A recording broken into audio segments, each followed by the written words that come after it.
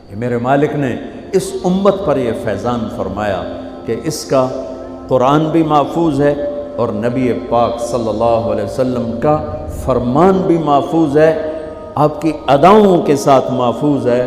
میں ایک آپ کو مثال دیتا ہوں، اگر ہمارے نبی پاک صلی اللہ تعالی علیہ وسلم کے چلنے کا انداز کیا تھا، اگر ہمیں یہ معلوم نہ ہوتا تو کیا فرق تھا؟ کوئی جنت جہنم کا مسئلہ تو نہیں ہے نا، لیکن میں قربان جاؤں ان صحابہ پر اور ان کے شاگردوں پر، ان کے اگلے شاگردوں پر، یہاں تک کہ جنہوں نے میرے نبی کی چال بھی ہم تک پہنچائی۔ میں آپ کو ترجمہ بتا دوں،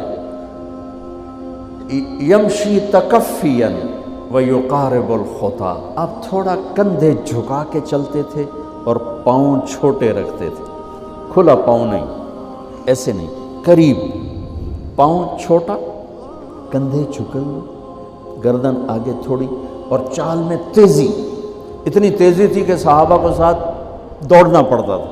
آپ چونکہ آپ کے نیچے زمین سکڑتی تھی، تو آپ ایسے چلتے تھے اور وہ پیچھے بھاگتے تھے۔ آپ کے دیکھنے کا ہمیں انداز معلوم نہ ہو تو کیا فرق ہے؟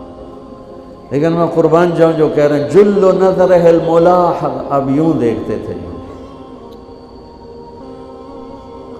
ایسے نہیں دیکھتے تھے حیا کی وجہ سے، بلکہ یوں دیکھتے۔ کبھی کبھی ایسے ہوتا تو پھر ایسی تجلیات اور آنکھوں سے نور نکلتا کہ سارے صحابہ یوں ہو جاتے۔ صرف 2 آدمی آپ کو دیکھ سکتے تھے، صرف 2، ایک ابو بکر اور ایک عمر، بس۔ یضحکان الیہ ویضحک الیہما، دونوں آپ کو دیکھ کے مسکراتے اور اپن کو دیکھ کے مسکراتے، باقی کوئی آپ کو آنکھوں میں آنکھیں ڈال کے دیکھ نہیں سکتا تھا، جنہیں آپ کی نظر شرم و حیا ایسے تھی۔ کوئی آپ کو ادھر سے بلاتا، مفتی حامد صاحب مجھے کہیں مولوی صاحب تو میں اتنا ہی کروں گا، اس تو میرے کول بھی نہیں ہمت، مولانا ارشاد صاحب کہیں جناب مولانا صاحب، اتنی میری طاقت ہے۔ لیکن جب میرے نبی کو دائیں سے کوئی بلاتا تھا یا رسول اللہ، تو اب یوں نہیں کرتے، اب یوں کرتے تھے، پورا مڑتے تھے اس کی طرف، پورا سینہ سے سینہ ملاتے تھے۔ ادھر سے کسی نے کہا یا رسول اللہ، تو اب یوں نہیں کرتے، اب یوں کرتے تھے پورا۔ میں قربان جاؤں، اس موبائل نے کتنی بد اخلاقی پھیلائی ہے کہ ایک آدمی بات کر رہا، وہ موبائل دیکھ رہا۔ اور خاص طور پر والدین سے کہہ رہا ہوں، اب چھوٹا بچہ آئے اور اسے تم نے توجہ نہ دی، یہ گھروں میں 99.9% بلکہ 100% ہو رہا ہے، فون پہ لگے ہوئے، چھوٹا معصوم بچہ ماں سے بات کر، وہ فون پہ لگی ہوئی، ہاں ہاں بول کیا نا، سن دی پئیاں بھوک نہیں۔ آپ نے ذبح کر دیا۔ عربی کا لفظ ہے توجہ فرمائیں، یہ لفظ عربی کا توجہ فرمائیں کا مطلب ہے، یہ توجہ کی تا ہٹاؤ تو نیچے سے وجہ نکلتا ہے، وجہ چہرے کو کہتے ہیں۔ توجہ فرمائیں کا مطلب ہے بوتھا شریف میرے آل کر، میری طرف چہرہ کر کے بات کر۔ میرے نبی جب کسی سے بات کرتے تھے، سینہ بھی اس کو دیتے تھے، چہرہ بھی اس کو دیتے تھے۔ جب آپ غمگین ہوتے تھے کیا کرتے تھے؟ اب داڑھی پکڑ کے یوں بیٹھ جاتے تھے، یہاں ٹیک، اس کو نیچے، اور یوں پکڑو۔ تھوڑی دیر کے بعد سر پہ ہاتھ پھیرتے اور پھر یوں فرماتے۔ یہ میرے نبی کے غم کی نشانی تھی کہ آپ کسی دکھ میں ہیں، کسی غم میں ہیں۔ سبحان اللہ۔ جب آپ کسی کو بلاتے تھے تو ایسے نہیں کرتے تھے، ایسے کرتے تھے، پورے ہاتھ کے اشارے سے، ایسے انگلی اٹھانا عیب ہے، یوں کرتے تھے ایسے۔ جب آپ محفل میں بیٹھتے تھے تو چوکڑی مار کے بیٹھتے تھے، اتحیات صرف نماز میں آپ کی ہے، باقی آپ چوکڑی مار کے بیٹھتے تھے، اور پوری محفل میں ٹانگ نہیں پھیلاتے تھے، چاہے کتنی لمبی مجلس ہو جائے ٹانگ نہیں پھیلاتے تھے کبھی بھی۔ عزت دیتے تھے، سامعین جالسین کو احترام دیتے تھے، عزت دیتے تھے، اور دوران گفتگو آپ یوں کرتے رہتے تھے، یوں۔ یہ آپ کی بے ساختہ حرکت تھی، یہ ہتھیلی، یہ انگوٹھا، یہ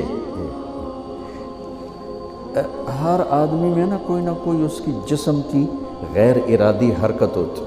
جیسے میں اپنے انگوٹھے کو یوں کرتا رہتا ہوں، یہ میری بچپن کی عادت ہے، مجھے پتہ بھی نہیں ہوتا میں انگوٹھا ایسے کر رہا ہوتا ہوں. تو میرے نبی کی بغیر ارادے کے ہاتھوں کی حرکت تھی. آپ دوران گفتگو یوں فرمایا کرتے ہیں. یا آپ کو اوپر کر کے دکھا رہا ہوں، ورنہ آپ یہاں ہاتھ ہوتے تھے اور آپ یوں فرماتے رہے. واہ کیا صحابہ تھے جو ہر شے ہم تک پہنچا.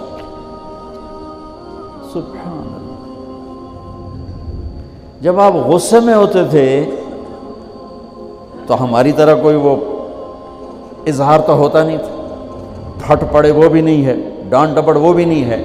اس کو برداشت کیا ہے، اس کا رد عمل آیا ہے چہرے پر. کیا یہاں ایک رگ تھی جو غصے میں ابھر آتی تھی، وہ ایسے ایسے ایسے ایسے ایسے کرتے.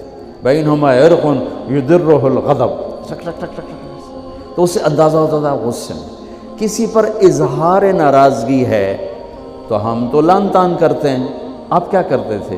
ادھر سے ابو ہریرہ آ رہے ہیں، آپ ان پہ ناراض ہیں اور ان کو بتانا بھی چاہتے ہیں، اور یہ ناراضگی ان کی کسی تربیتی پہلو کی وجہ سے ہے.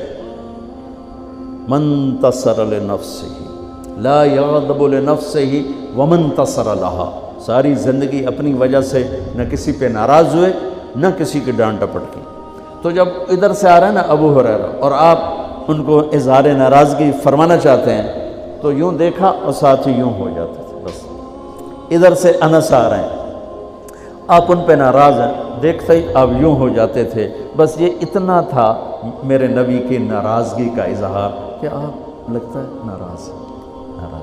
جب آپ خوش ہوتے تھے تو یہ جگہ گلابی ہو جاتی. پہلی بہت خوبصورت رنگ تھا گلابی، لیکن یہ اور زیادہ چمکنے لگتے، اس میں سے نور نکلنے لگتا تھا. اتنی چھوٹی چھوٹی بات. میرے نبی کی کوئی بات چھوٹی نہیں ہے، لیکن جیسے فرض اور ہے، فرض کفایہ اور ہے، واجب اور ہے، سنت موقدہ سنت، یہ ساری ایسے ہی.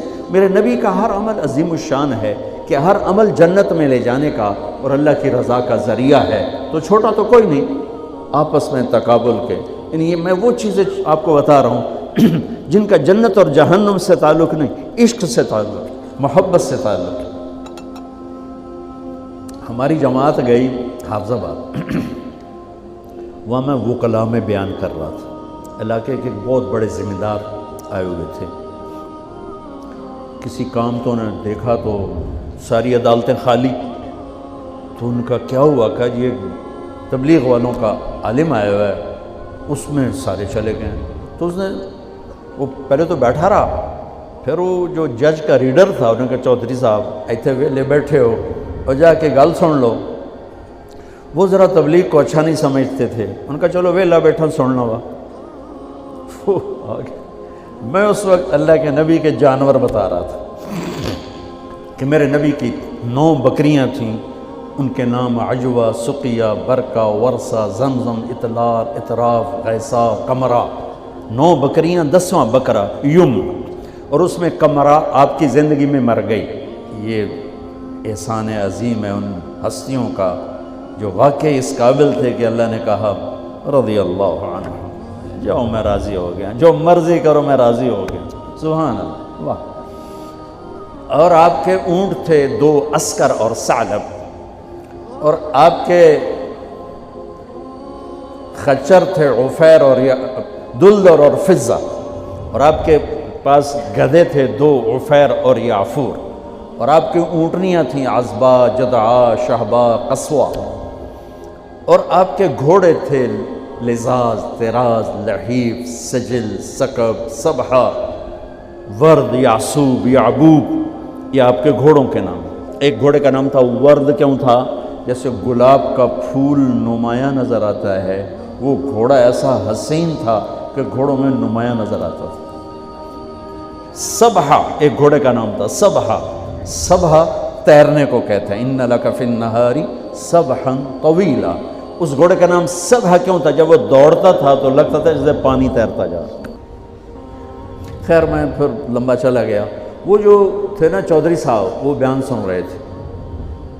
وہ گئے واپس گاؤں. تو اپنے امام کو بلایا، کہا مولانا صاحب ایک مسئلہ دسو کی اپنے نبی دی بکریاں دا نام کی ہے؟ وہ آکھن لگا یہ بھی کوئی مسئلہ ہے کہ ہے تے بھاویں نہیں، میں تو اج دس ساڑھے نبی دی بکریاں دا نام کی؟ اسا کہ مسئلہ ہی کوئی نہیں تو میں دساں کی؟ اسا کہ تو اج تک مینوں پٹی پڑھائی ہے کہ اے نبی نو نہیں مندے تے اے نبی دے گستاخ ہیں، میں ہنے انہاں دے مولوی دی تقریر سنی ہے او تا نبی دی بکریاں نو مندیں تو انہاں نبی نو نہیں مندے، ہن تو جماعتاں نو روکیا میں تینوں کھلے پھرے سا۔ پھر وہ ہماری جماعت پوری کو لے گیا اپنے گاؤں نے 15-20 ہزار آدمی اکٹھا کیا، میرا بیان کروایا ہوا، کھانا ہوا، تو میں قربان جاؤں آپ اسی سلسلے کی کڑی چل رہے جنہوں نے نبی کے علم کو لیا، آگے دیا، پھر آگے دیا، پھر آگے دیا۔